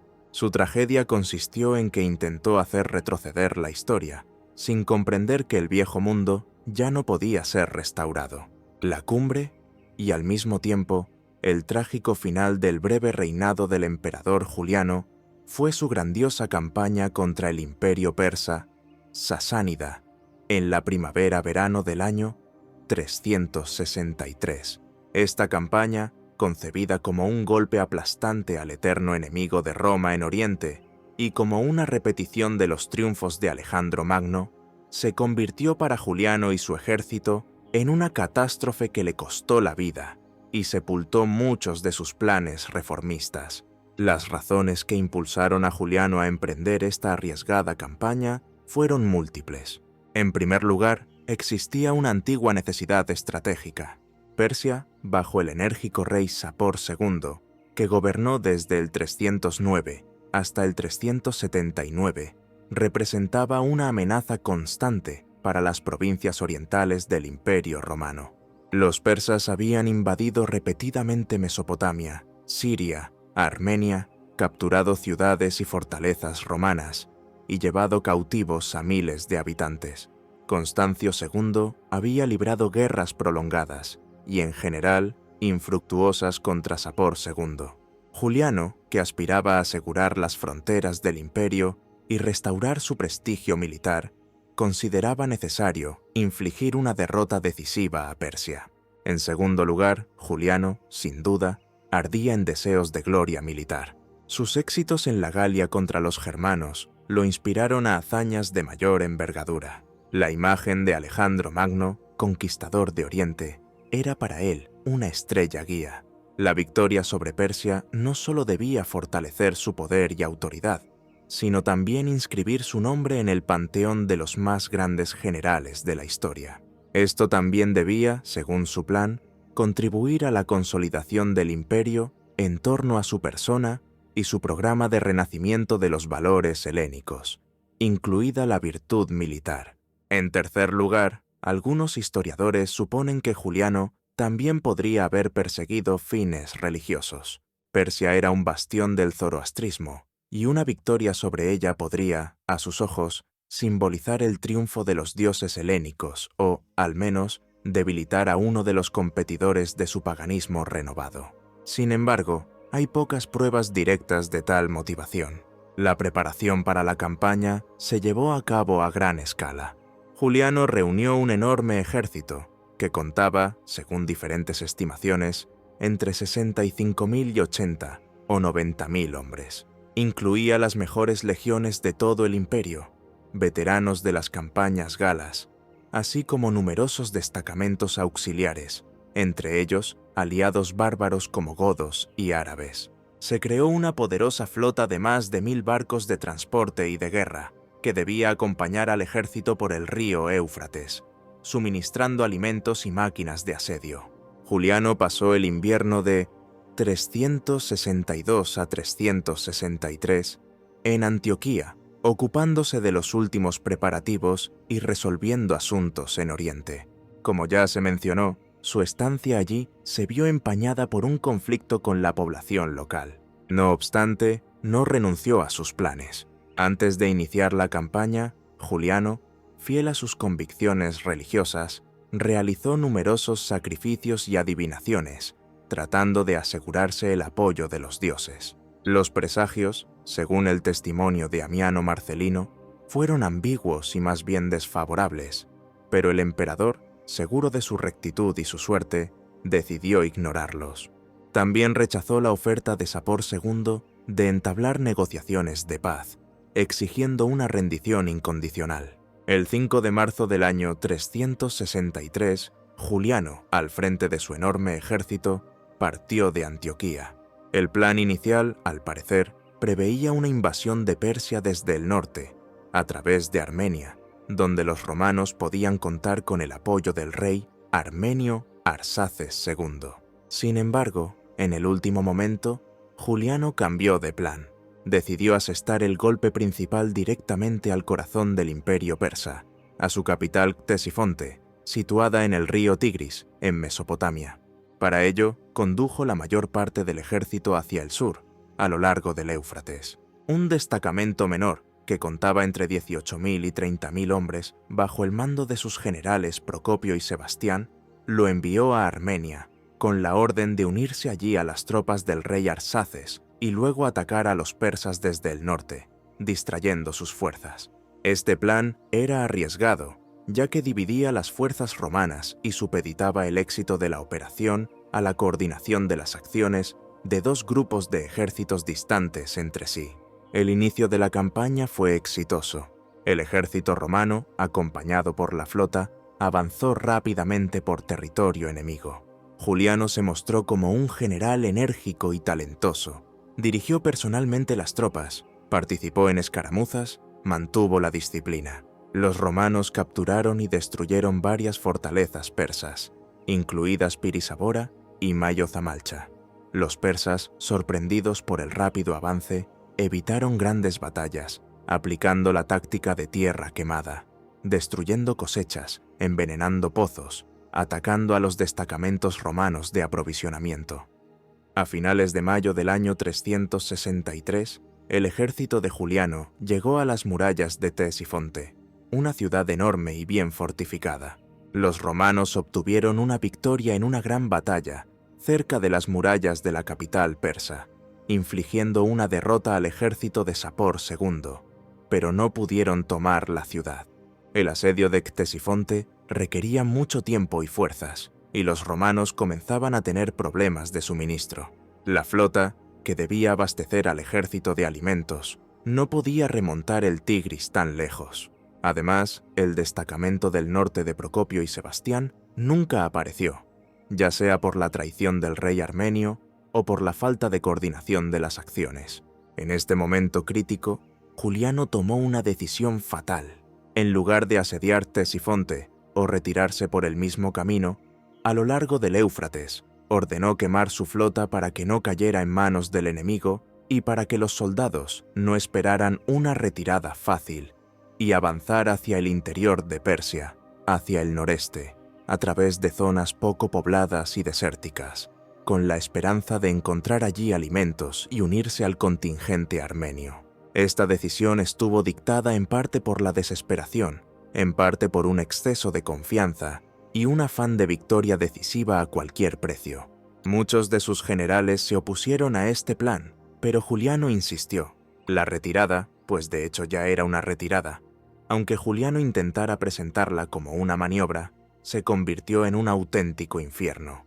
El ejército romano se movía por una tierra abrasada por los persas, sufriendo la escasez de alimentos, agua, el calor sofocante y los constantes ataques de la caballería y los elefantes persas. Los soldados estaban exhaustos, desmoralizados, su moral decaía. Juliano, como siempre, intentaba estar al frente, animando a los guerreros, pero tampoco él podía cambiar la situación. El 26 de junio del año 363, durante otro combate de retaguardia con los persas cerca de la localidad de Maranga, o Frigia, no lejos de Samarra, ocurrió la tragedia. Juliano, al enterarse de un ataque a la retaguardia, se lanzó apresuradamente a la batalla, sin siquiera ponerse la armadura. Según una versión, se la había quitado por el calor. Según otra, simplemente no tuvo tiempo. Durante la refriega, fue herido de muerte por una lanza o un dardo enemigo, que le atravesó el costado, afectando el hígado y los intestinos. También existe una versión, apoyada por algunos autores cristianos, de que Juliano no fue asesinado por un persa, sino por uno de sus propios soldados cristianos, que se vengó de él por las persecuciones contra la fe. Sin embargo, Amiano Marcelino, testigo ocular de los acontecimientos, afirma que fue una lanza persa. El emperador herido fue llevado a su tienda. Soportó con entereza el sufrimiento, consoló a sus compañeros, conversó con los filósofos Máximo de Éfeso y Prisco sobre la inmortalidad del alma. Según la tradición, sus últimas palabras fueron: «Venciste, Galileo», en latín «Vicisti, Galilae», dirigidas a Cristo. Sin embargo, esta frase es muy probablemente una leyenda cristiana posterior, inventada para subrayar el triunfo del cristianismo sobre el último emperador pagano. Amiano Marcelino, que describe detalladamente las últimas horas de Juliano, no informa nada parecido.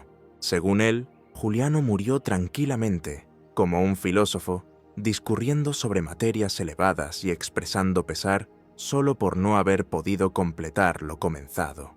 Se negó a nombrar a su sucesor, dejando esta decisión al ejército o al Senado. La muerte de Juliano sumió al ejército romano en el desánimo y la confusión.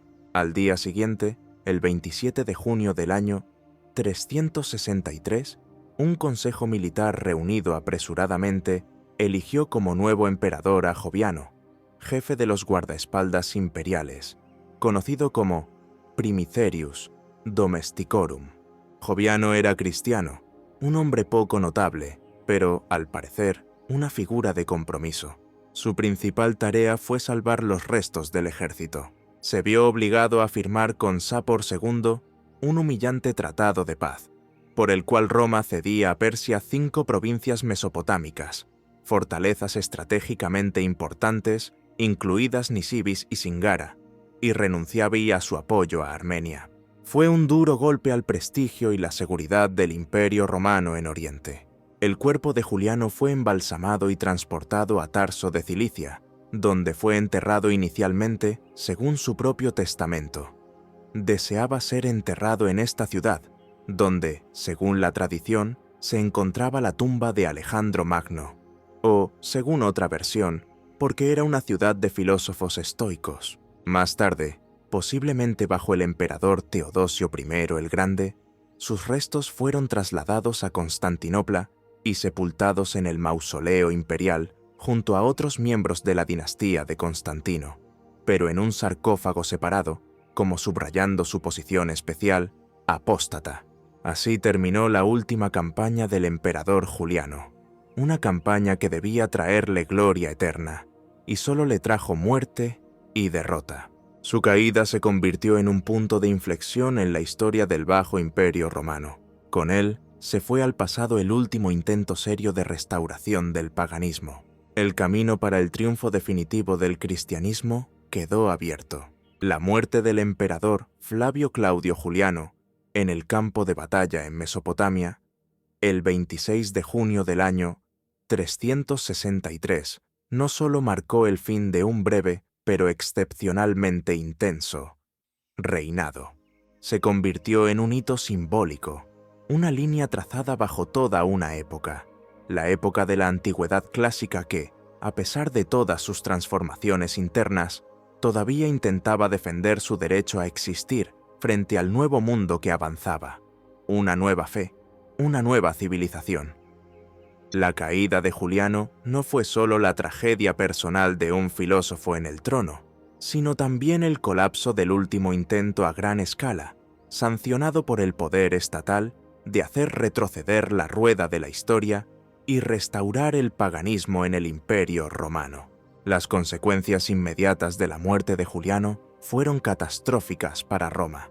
La elección de Joviano, un hombre sin talentos especiales ni peso político, condujo a la firma de una paz vergonzosa con Persia, por la cual el imperio perdía territorios considerables en Oriente y renunciaba a su influencia en Armenia. Esta derrota debilitó durante mucho tiempo las posiciones romanas en la región y se convirtió en presagio de futuras pérdidas territoriales. El ejército, exhausto y desmoralizado, regresó con dificultad a tierra romana, dejando tras de sí una estela de esperanzas incumplidas y amargas decepciones. La política religiosa de Juliano, su principal y más ambicioso proyecto, se derrumbó prácticamente inmediatamente después de su muerte.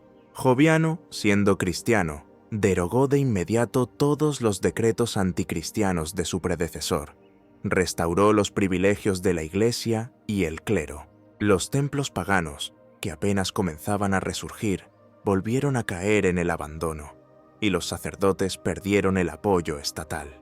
El proceso de cristianización del imperio, interrumpido durante el breve reinado de Juliano, se reanudó con nueva fuerza y ya de forma irreversible. Los emperadores posteriores, como Graciano y especialmente Teodosio I el Grande, no solo continuaron la política de apoyo al cristianismo, sino que también pasaron a perseguir activamente el paganismo, prohibiendo los cultos paganos públicos y cerrando templos. Así, el breve reinado de Juliano resultó ser solo un corto intermedio, un destello yarquín pero desesperado del mundo pagano que se extinguía. La valoración de la personalidad y la actividad de Juliano comenzó ya en vida y continúa hasta nuestros días, suscitando encarnizadas disputas y generando las opiniones más contradictorias. Los contemporáneos paganos, como el historiador Amiano Marcelino, quien fue la principal fuente de información sobre Juliano y sirvió bajo su mando, y el rétor Libanio, su amigo y admirador, dejaron entusiastas reseñas sobre el emperador. Para ellos, Juliano era la encarnación del gobernante ideal, un sabio filósofo, un valiente guerrero, un juez justo, un asceta y un reformador. Exaltaban su erudición, su valor personal, su afán por revivir la cultura y las virtudes helénicas. Amiano, aunque criticaba a Juliano por algunos de sus defectos, por ejemplo, su excesiva afición a los sacrificios, su locuacidad excesiva, cierta inquietud, en general pintaba su retrato como uno de los más grandes emperadores romanos. Libanio, en sus discursos y cartas, lamentaba su prematura muerte como una pérdida irreparable para todo el mundo civilizado. Los contemporáneos cristianos y los escritores de generaciones posteriores, por el contrario, crearon la imagen de Juliano como el apóstata, un villano, un traidor a la verdadera fe, un perseguidor de la Iglesia, un secuaz de los demonios. Los padres de la Iglesia, como Gregorio Nacianceno, que estudió con Juliano en Atenas y lo conoció personalmente, Atanasio el Grande, Juan Crisóstomo, Cirilo de Alejandría, lo sometieron a una dura crítica, denunciando su política religiosa, sus puntos de vista filosóficos, sus cualidades personales. Veían en él la encarnación de las fuerzas anticristianas, un instrumento del diablo que intentaba destruir la Iglesia. Su muerte en el campo de batalla fue interpretada por ellos como un castigo divino por su apostasía. La leyenda de su grito de muerte, «Venciste Galileo», se convirtió en el símbolo del triunfo final del cristianismo. Esta imagen negativa de Juliano dominó la historiografía europea durante muchos siglos, especialmente en la Edad Media. Sin embargo, incluso entre los autores cristianos hubo valoraciones más moderadas. Por ejemplo, el historiador eclesiástico Sócrates Escolástico, que escribió en el siglo V, reconoció algunas cualidades positivas de Juliano, como su erudición y templanza, aunque condenó su política religiosa. Un nuevo resurgimiento del interés por la figura de Juliano tuvo lugar en la época del Renacimiento, cuando los humanistas, admiradores de la cultura antigua, vieron en él a un defensor de la sabiduría helénica y un monarca ilustrado. Sus obras, que incluían discursos, cartas, tratados filosóficos, la sátira Misópogón, himnos a los dioses, comenzaron a estudiarse y traducirse. Los filósofos y escritores de la Ilustración del siglo XVIII, como Montesquieu, Voltaire, Gibbon, también valoraron mucho a Juliano, viendo en él a un luchador contra el fanatismo religioso y las supersticiones, un partidario de la tolerancia religiosa y la razón. Para ellos, era una figura trágica, adelantada a su tiempo, un monarca ilustrado cuyas reformas estaban condenadas al fracaso en las edades oscuras de la intolerancia religiosa. En el siglo XIX, en la época del romanticismo y el nacionalismo, la imagen de Juliano volvió a atraer la atención de escritores, poetas y artistas. Su destino inspiró a Henrik Ibsen a crear el famoso drama César y Galileo, en el que Juliano es presentado como un héroe trágico, desgarrado por contradicciones internas, un buscador del tercer reino, una síntesis de paganismo y cristianismo. La ciencia histórica moderna aspira a una valoración más objetiva y equilibrada de Juliano, libre de extremos ideológicos. Los historiadores reconocen la complejidad y ambigüedad de su figura. Fue, indudablemente, un hombre de capacidades extraordinarias, un talentoso general, un enérgico administrador, un pensador profundo, un escritor prolífico. Su afán de justicia, su lucha contra la corrupción, su preocupación por el bienestar de sus súbditos merecen respeto. Su intento de reformar el paganismo, de darle profundidad filosófica y orientación ética, fue grandioso a su manera. Sin embargo, los historiadores también señalan sus defectos y errores. Su política religiosa, a pesar de la proclamación formal de la tolerancia, estaba esencialmente dirigida a discriminar al cristianismo e imponer artificialmente el paganismo, lo que no podía dejar de provocar resistencia. Su edicto sobre las escuelas fue una clara violación del principio de libertad de conciencia. Su idealismo a menudo rayaba en el fanatismo. Su intolerancia hacia la disidencia, especialmente en relación con los cristianos, contradecía sus propios principios filosóficos. Su campaña persa fue una aventura mal preparada que condujo a consecuencias catastróficas. ¿Tuvo Juliano alguna oportunidad de cambiar el futuro religioso de Europa? La mayoría de los historiadores modernos responden negativamente a esta pregunta. A mediados del siglo IV, el cristianismo ya estaba demasiado profundamente arraigado en el Imperio Romano, especialmente en su parte oriental, la más desarrollada. Poseía una poderosa organización, una teología desarrollada, una amplia base social. El paganismo, en cambio, a pesar de todos los esfuerzos de Juliano, seguía fragmentado, arcaico, carente de un centro único y de una ideología atractiva para las masas. El intento de Juliano de crear una iglesia pagana a imagen de la cristiana fue artificial y tardío. Incluso si no hubiera muerto en Persia y hubiera gobernado más tiempo, es poco probable que hubiera logrado detener la marcha triunfal del cristianismo. Lo más probable es que su política solo hubiera conducido a la agudización de los conflictos religiosos y a un mayor debilitamiento del imperio. No obstante, el legado de Juliano el Apóstata va mucho más allá de su fallida reforma religiosa. Su vida y actividad son un claro ejemplo de la tragedia de un idealista que intentó oponerse al curso inexorable de la historia. Fue el último representante del mundo antiguo en el trono imperial, el último que intentó seriamente revivir sus valores e ideales. Su figura simboliza el choque de dos mundos, dos civilizaciones, la antigüedad que se desvanecía y la Edad Media cristiana que nacía. Juliano sigue siendo una eterna pregunta para historiadores y filósofos. ¿Fue el último héroe del paganismo o un soñador trágico que no comprendió su tiempo? ¿Fue un reformador ilustrado o un reaccionario que intentó detener el progreso? Las respuestas a estas preguntas dependen del punto de vista, del sistema de valores de cada uno que se acerca a su legado. Una cosa es indudable: Flavio Claudio Juliano fue una personalidad extraordinaria que dejó una profunda huella en la historia. Su breve reinado se convirtió en uno de los episodios más dramáticos e interesantes en la historia del Bajo Imperio Romano. Obligó a sus contemporáneos y descendientes a reflexionar sobre cuestiones fundamentales de fe, cultura, poder, sobre el sentido de la historia y el destino de las civilizaciones. E incluso hoy, casi 17 siglos después, su nombre sigue suscitando disputas y conmoviendo las mentes, demostrando que las sombras de las grandes personalidades del pasado no desaparecen sin dejar rastro, sino que continúan proyectando su luz, o su sombra, sobre las generaciones posteriores. Quizás el epitafio más preciso para Juliano no pertenece ni a sus amigos ni a sus enemigos, sino a la propia historia, que en su sabiduría imparcial conservó su memoria como la de un hombre que se atrevió a desafiar a su siglo, aunque estuviera condenado a la derrota.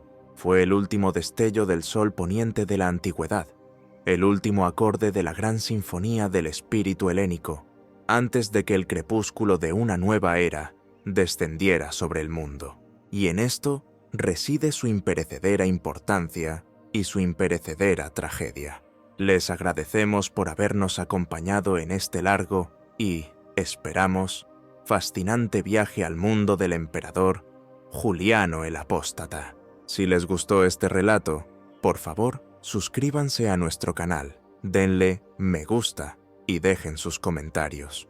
¿Qué otras figuras históricas o épocas les gustaría ver en nuestras futuras entregas? Hasta nuevos encuentros en las páginas de la historia.